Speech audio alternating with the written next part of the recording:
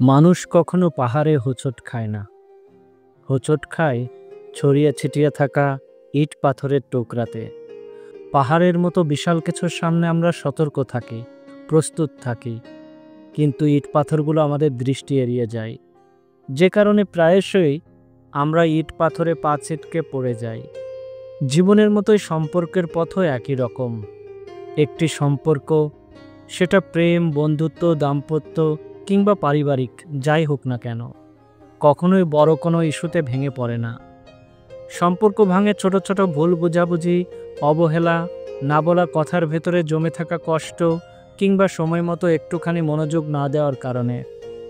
এই ছোট ছোট অপ্রাপ্তিগুলো প্রথমে হয়তো তেমন একটা গুরুত্ব পায় না, কিন্তু দিনে দিনে সেগুলো জমতে জমতে পাহাড়ের চেয়েও বড় হয়ে ওঠে।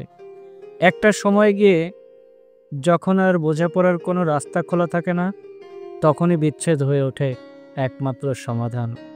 আমরা অনেক সময় ভাবি, এত ছোট একটা বিষয়, ও এতটা রাগ করলো কেন? কিন্তু ওই ছোট্ট বিষয়টাই হয়তো তার কাছে অনেক বড় ছিল।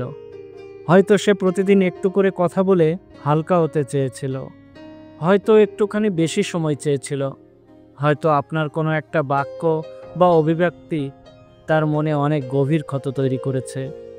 একটি ক্ষতের জন্য সবসময় বড় অস্ত্র লাগে না, ক্ষত গভীর হয় তখনই যখন অনুভূতির জায়গায় আঘাত লাগে।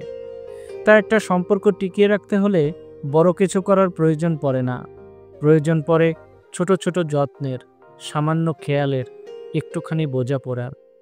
ক্লান্ত দিনে এক কাপ চা, কষ্টে থাকা মানুষটার পাশে নীরব উপস্থিতি, কিংবা কেবল মন দিয়ে তার মনের কথাগুলো শোনা, এই ছোট্ট ছোট্ট কাজগুলোই আজীবনের বন্ধন গড়ে তোলে। সম্পর্ক মানে একে অপরের জায়গায় নিজেকে কল্পনা করতে পারা, তার অনুভূতিকে তার দৃষ্টিভঙ্গি থেকে উপলব্ধি করার চেষ্টা করা। একটুখানি কেয়ার, একটুখানি সম্মান, একটুখানি গুরুত্ব দেওয়া, একটুখানি সহানুভূতি, এগুলোই একটি সম্পর্কের মেরুদণ্ড। মনে রাখবেন, সম্পর্ক একটি সুন্দর বাগানের মতো।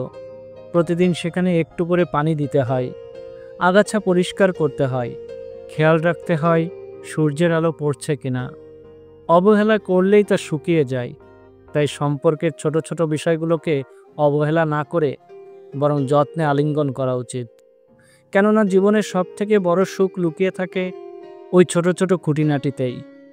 তাই একে অপরকে বুঝতে চেষ্টা করুন, একে অপরকে গুরুত্ব দিন, একজন আরেকজনের অনুভূতিকে মূল্যায়ন করুন। দেখবেন সম্পর্কগুলো আপনার মনের মতো করেই টিকে থাকবে।